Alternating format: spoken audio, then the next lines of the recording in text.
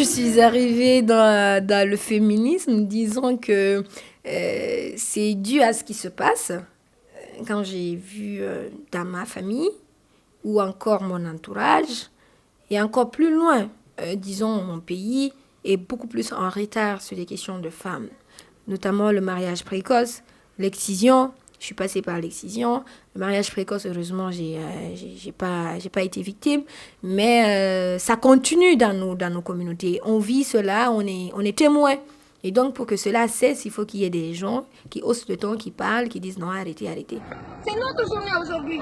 Les futures femmes, nous voulons dénoncer les pratiques et appeler aux autorités de répondre à leurs responsabilités. Mais malheureusement, on vient jusqu'au niveau, en même pas quelques mètres, on nous arrête en disant qu'il faut arrêter. Ils n'ont même pas pu lire le message qui se trouve sur les pancartes. Franchement, nous sommes déçus d'eux et c'est pas comme ça qu'on peut gérer un pays. Cette rage qui était à moi, on venait surtout de résoudre quelques cas de viol dans la même semaine et de violences qui n'ont pas été suivies, qui n'ont pas été accompagnées. La justice n'a pas agi et donc on était frustrés à l'occasion d'une journée qu'on vienne danser, faire de la mamaya, faire comme si genre tout était bien et tout ça. On n'était pas d'accord avec ces discours-là et c'est comme ça on est sorti un bon 8 mars et malheureusement ils ont failli nous tabasser, ils ont arrêté certaines, ils nous ont jeté du gaz lacrymogène. Le monde entier a vu, on a été écouté, entendu et apprécié, surtout le combat a été soutenu.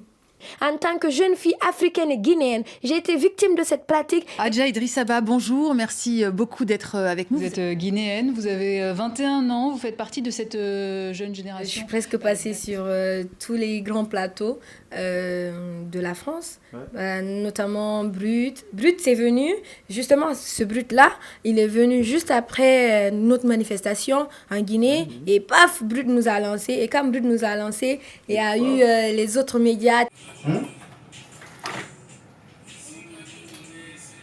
Emmanuel Macron, c'est joli. Ah ouais, c'est vraiment magnifique. Et en plus, c'était à l'occasion d'un déjeuner, pas seulement déjeuner, mais pour échanger entre leaders, parler des droits des femmes. Et il nous a écouté, entendu tout ce qu'on fait. Il était ému de savoir que ouais, il y a des filles comme ça, des filles comme Adja qui mènent le combat en Guinée, en Afrique de l'Ouest. La France est vraiment un pays qui admire ce combat et qui est dans le combat pour les femmes. Donc c'est pourquoi je me sens très bien ici parce que les ONG sont là, les gens sont des militants, on a presque le même sang chaud et j'adore ça parce que c'est mon monde et donc c'est très facile pour moi de m'intégrer et de partir plus vite. Je continuais de me battre, pas forcément pour moi, mais pour les autres.